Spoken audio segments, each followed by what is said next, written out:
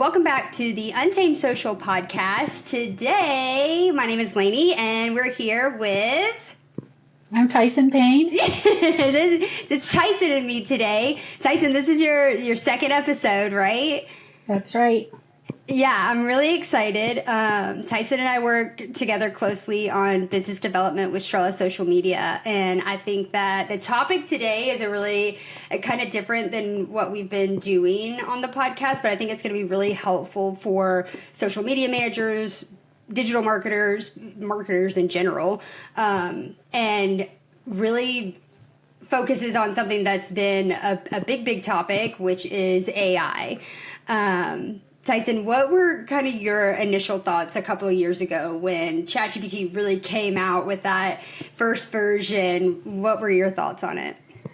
So when I first heard about ChatGPT, it kind of hit the market like a big surprise. And I was like, oh, great, we're all going to lose our jobs because I have made my career out of content marketing. I'm being a writer, and ChatGPT is saying they can do that for me. So I kind of pouted for a week, and I was like, oh, this is going to be the worst. And then I was like, or I can be the one who knows how to use this and keep moving forward. And so I figured it out. And now, the same as you, like people pay me to show them how to use it. And so I think it's just, we felt the same way about Facebook. Like, oh, this is going to ruin everything, and now everyone uses it. So that's what ChatGPT is going to be. So. You're really taking it back with Facebook. You're showing our age. But that is true. That is true. Like, AI is not the only one that we've seen this with. Right. And I am showing my age, right? Like, you have a choice when new technology comes out. Like, it's time to get old or it's time to figure it out. And so this was just the next thing that we needed to figure out. Yeah, well, and I think that's natural too, because as my kids get older and they get more involved with, like my daughter just got an iPhone, and it's like I got to really learn how to do the parental controls and understand what is it that her generation is consuming, and how do I find out what she's looking at and searching. So overall, I think that's a good point that no matter your age, it shouldn't stop you from being ahead of the curve and making sure that you're investing the time and energy into learning new things, even though it may seem exhausting at times. Yeah. So I think getting on board is definitely step number one. And honestly, I think there's been so much that has developed with AI over the past couple of years. I mean, the way that ChatGPT alone has enhanced is wild. I mean, it goes without saying that obviously the more you're in it, the more you learn how to work the system. But also there are so many AI programs out there. That in itself is overwhelming. And then you hear about the AI war going on and how DeepSeek has come out and they have advanced in how they're actually creating these AI models. And so it's only going to get worse. It's only going to become better, but more overwhelming in my eyes, that these AI programs are going to advance more rapidly at a cheaper cost. There's going to be so much that goes into it, and you really have to be on top of your game with the updates that are going to be coming out, in my opinion. Yeah, and I think if our theme for this season is authenticity, right? I think if you need a goal for what you're trying to accomplish when you're learning about AI, is you're trying to learn how to create something that's still true to your brand, true to yourself, authentic, and that's the modifier, right? That's the thing that a lot of people are not understanding about AI, and the content that they're putting out is awful. And if you can figure that out and be good at that, then you can still lead in the market. So. Yeah, and that leads directly into where we're going with this, right? So how do you actually become a marketer who utilizes AI in a way that's effective, that not only gives you the responses that you're looking for, but also does it in a way that really represents your brand, the tone, the voice, your messaging, all of that. So if you were to give kind of an example of maybe a basic prompt that somebody would use, how would you spice it up to make it give you a better response that's going to fit for what you're looking for. Okay, so I think if your prompt is something like, hey, ChatGPT, I want to write a blog post about being authentic in social media. And if that's all you put, she's going to give you a really trite list of five ways to be authentic that everybody else has mentioned. But if you say, hey, ChatGPT, this is my name, this is my website, this is my portfolio, maybe this is the client that I'm working for, my tone is funny, professional, and a little bit sassy, my sense of humor is dry, and give her some parameters to work in, then what's going to come back is going to sound more like you. And I'm never afraid to make her do it again. Like, she's a robot and she's going to be okay. So if she comes back and it's too cheesy or it's too not deep enough, or if it's too deep, then I just tell her, hey, like, you're only skimming the surface. Can you take it down a level? And she will, which is nice. You can just boss her around. So. Boss her around. Also, can we just touch base on how you call it a she? you have definitely gave her a pronoun. She's a girl. I call her she all the time. My husband asked me the same thing, like, how do you know ChatGPT is a woman? And I wrote a blog post about it that we can share on our channel if you want to. But what's funny is when I said, hey, I asked her about it. I'm like, I want to write a blog post about how ChatGPT is a woman. And she's like, yeah, for sure, I am a woman. And she went for it. And it's really funny. And then when I went into like incognito mode and said, hey, justify ChatGPT being a man, and she was straight up rude about it. She was like, always interrupts, like, came up with all these negative things. And I was like, so what you're saying is you're a woman? She's like, basically, yes. So, yes, I am. It was so funny. And I even said, like, make a portrait of yourself. And it was straight up a woman. So I'm happy to give you that if you want to post some of that on the post for this. But so I love funny. that so much. But I do wonder, like, what kind of that ratio is between men and women and using AI or ChatGPT specifically. Like, is it more women or is it more men? Is it kind of catering towards women? I'm just so curious to know what that's like. I don't know. But she was loud and proud, so.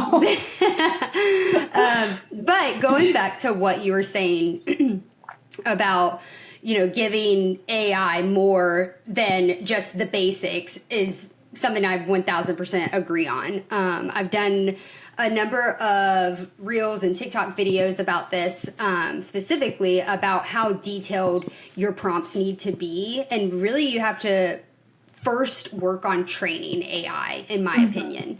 What I like about ChatGPT is the fact that they obviously log all of, the threads that you have started in the past.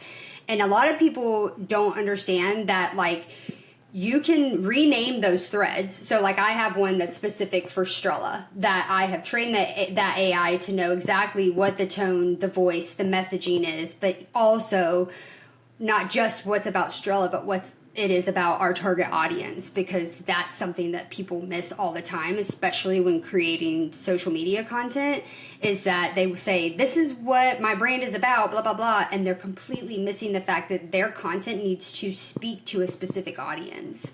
And yes, it is important for ChatGPT or whatever program to understand your brand's voice and tone and all of that, but at the same time, you want it to really cater to the people that you're trying to attract. So that's definitely something that I always say, is that the first thing that you should do is to train that specific thread on whatever brand or business that you're working in. So if you have a client, you want to name it, the client's name, and then you want to start with the basics. And just to kind of maybe something that will be helpful for people to understand, like, how to train AI on a specific brand, I always do a brand overview. So that's talking about the nature of the business, the products or the services that they're selling, what their goals are, what they're currently doing for marketing. And then I also give the target audience information. That's not just demographics. That's things like, what are the psychographics? What's the customer journey?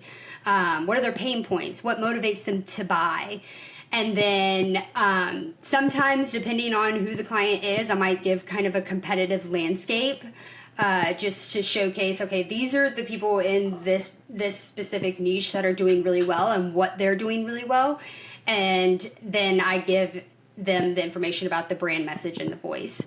I think for me, I feel like the number one thing that helps me to be organized and effective with ChatGPT is using Google Docs. I have so many Google Docs that are specific for different prompts so that when I am going from client to client, I'm not having to recreate something that I've already done and try to figure out how to enter in that information about the client. And I think that's something that people don't recognize, is that you can like write it out somewhere else, keep it safe, and then copy and paste it in with the new information whenever you need to create a new thread for a new brand. Right. And a couple things there, like since I've been working here, I've already learned a ton from you about how to do an AI prompt. And I would tell our audience, like, Lainey's AI prompts are like 2 Google Docs pages long. Like it's not, it's sad. It's not like when I came, I was like, oh, I'm really good. I have like a 2-paragraph prompt. No, Lainey has like a 2-page prompt. And again, the more you put into AI, the more you're going to get out, right? So when you put all that information in, what comes back out is something that sounds more like you, or more like Strella, or more like one of our clients, or whatever we're trying to do. And also, like, as you work with your AI bot, essentially, and it gets to know you, it's going to sound different too. It's going to sound like you. So you and I could take the same 2-page prompt and put it into our ChatGPTs, and the response would be different because over time, and that's why I also would really encourage people to use those channels, like you're saying, those threads, and always go back to it when you're on the same topic, because that's what you're putting into that machine learning, is teaching it how you sound and teaching it what you're after. And like me and you wouldn't even sound the same if we said the exact same thing. So exactly. It comes down to, like, if you're not already having these conversations with your clients beforehand to get all of this information, sure, that's a problem. I mean, the onboarding in itself for a new client, I think, should all automatically get the answers to all of these. And my suggestion would be is when you do get a new client and you're doing that onboarding and you're getting these answers, go ahead and create a thread in ChatGPT, enter in all this information, and you don't have to give them a specific prompt. Just go ahead and let them know, I want you to understand who this client is. And then when it comes time for you to start creating content or to start analyzing and figuring out a strategy, it's already created for you. It's going to understand so much easier what it is that you're looking for, and you're not having to do double work. Yeah. Yeah, I think that's something that people miss out on, is that ChatGPT is supposed to save you time. Right. It's not supposed to create more work for you. So if you're doing it wrong, then it's just creating more work. Yeah. How many times do you want to say, here's this client, here's their website, here, just one time? Yeah, definitely. And something you brought up about, like tone and voice, and how you need that differentiation so that it's not just giving you the same answers that it's going to give everybody else. But I think a really great way to do that is to train it about the tone and the voice of the client or your own brand that you're using. So how would you, I mean, obviously you are like a very straightforward, in my opinion, like if you were creating something for yourself, for your own business, I would think that it would come off pretty bold, confident, like straight to the point. How do you yourself kind of train AI to mimic that tone and messaging? So I am critical with AI. Like, she's not a person. I can't hurt her feelings. And so whenever she spits back an answer to me, I'll say, hey, that's not funny. Or I'll say, that's not bold enough. And I'll give her an example. I'll say, hey, I was kind of shooting more for something disruptive in the way of, saying something different about this market. I might give her an idea or two, and then she'll come back with more ideas for me about how that's going to go. So I think I argue with my ChatGPT. And if you looked at my ChatGPT responses, it's a conversation where I get something back and then I say, not quite, and then I fix it.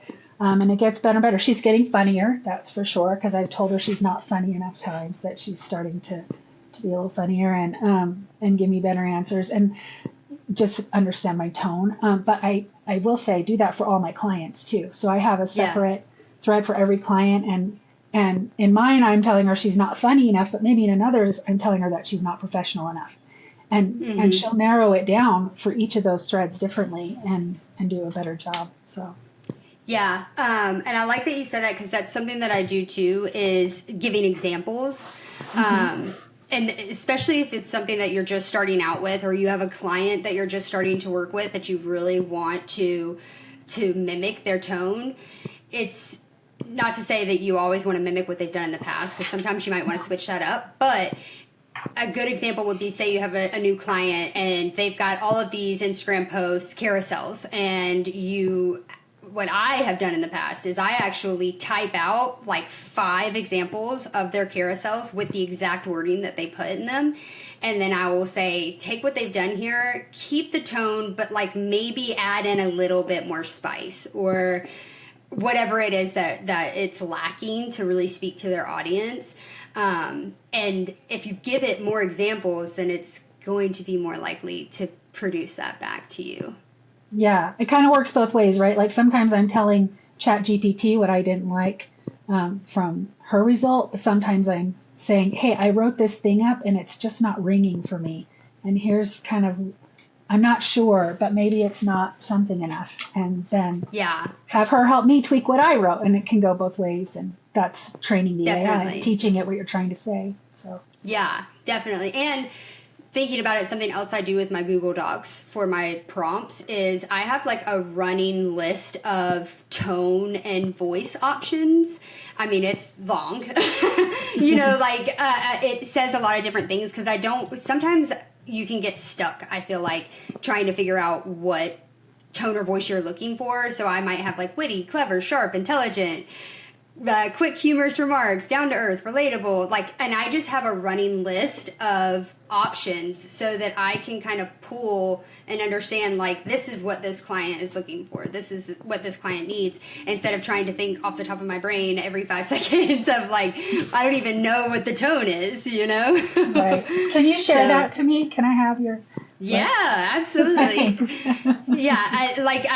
I've got unconventional, authoritative, reliable. It's just a running list because I think when you're in the moment and you're just trying to get something done, again, we're trying to save time here. So if you're spending time trying to think about descriptive words for tone, that's slowing you down and it just defeats the purpose of what you're supposed to be doing with AI. Yeah. And that customer profile or client profile is really important, right? Saying, this is what either what our client is like, what the speaker is like. And so that helps to have a running list. Yeah, definitely. And also, I mean, it kind of goes into one of the things that like people have struggled with is just saying, like AI will never have that human voice. I personally think that if you train AI enough on the right things, that's when it becomes what you want it to. You know what I mean? Like, obviously, like you, for example, are talking about how you correct her a lot.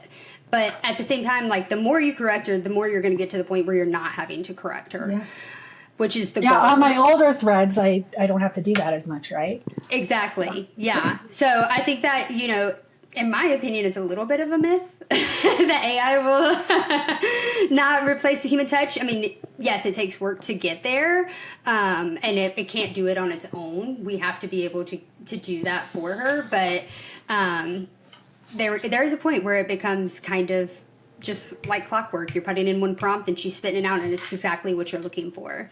Yeah, and frankly, I think this idea of like AI could never sound like a person, we're just comforting, like we're trying to comfort ourselves with that, right? Like that's literally what it is. Yeah, AI could never do what I'm gonna. Yes, she can. She can do it. But really, but you have to train her, and I know that it's disconcerting, but this is going to happen. So like, learn how to use the technology. And like one of the ways that I said I know that AI as a woman is because if you're feeling threatened, the AI is going to take over your job. It's because you're not good enough at it. And so, like, get going, and figure it out. I love that. That's so true, though. That's so true. So, obviously this is a lot of information to kind of take in. I think the overarching theme here is for you to just be as detailed as possible. And people are just lazy, in my opinion, and they don't want to take the time to do it. Yeah. They think it's just some magic trick that AI is going to immediately know what it is that they're looking for. And it's not. It takes work. It takes a lot of work. But once you get there, you're there, and you can take that step back and actually do things more effectively, and the time efficiency is just unreal. But oh, go ahead. Sorry. And that's where you're going to save your job, right? Like, I'm not trying to be death and destruction about this. That's where your real professionalism comes in. Do you understand your audience? Do you understand the tone that's going to hit with them? Do you understand the messaging that's going to hit with them? And are you good at telling ChatGPT what that's going to be? Because guess what? She doesn't know that. So if you're good at that, if you're good at reading your audience, that's where you're going to shine with this technology. Yeah. And in addition to that, if you're working with a team of people, how do you get your team on the same page with that? Because, I mean, obviously we want everybody to be working efficiently and to have that effectiveness with their time. It can't just be one person, you know? Right. Well, our whole team uses it. So how do you make sure that everyone on our team is doing it how you would do it? Yeah, well, I think number one is sharing, like how you just asked, you know, can I have that running list? Absolutely. I have no problem sharing it with you. Yeah. I think that if there's consistency with when you find something that works well with training AI, you have to be willing to share that with the team and to say, this is how I've been able to kind of skip past all of the BS and dealing with trying to get her to figure it out. I know that this works. And that also means that everybody on your team is going to have to work at trying to get her there. Some people may find something that's more effective than others, but at the end of the day, you have to be able to share that with everybody. And also something that I think is interesting too is that our entire team, except for me and you, I bet, because we have our own subscriptions to ChatGPT, but the majority of our team shares the same login for ChatGPT so that we can see what everybody else is doing, which is nice because, again, if there's consistency, if we have multiple people working on one client and there's that consistency there of, okay, we've already trained ChatGPT, here's the thread for this specific client, and we're going in and asking different people in that same thread, you're going to get the same results. If everybody's putting in different information, they're going to get different results from ChatGPT. So I think that's a benefit for us, is that the majority of the people on our team are using that same account and they're able to see what everybody else is doing and inputting. Yeah, and it kind of puts some guardrails, and ChatGPT puts those in for us to keep everyone in the right tone and voice. So. Yeah, definitely. And it's funny too, because half the team is like, I hate that we do that because I don't like when people see what I put in ChatGPT. Like they're embarrassed of it, which I can understand. Maybe we should start pulling some of the funny things each week and putting it in our Slack channel. Right. Definitely. So yeah, I think that those would be, top tips for how to actually see success with ChatGPT and to stop wasting time with it, because I think too many marketers are wasting their time and they're not getting it right. Well, avoiding it or doing it wrong. Yeah, exactly. Most avoiding. Definitely. Well, I'm so glad that we had the chance to do this episode together.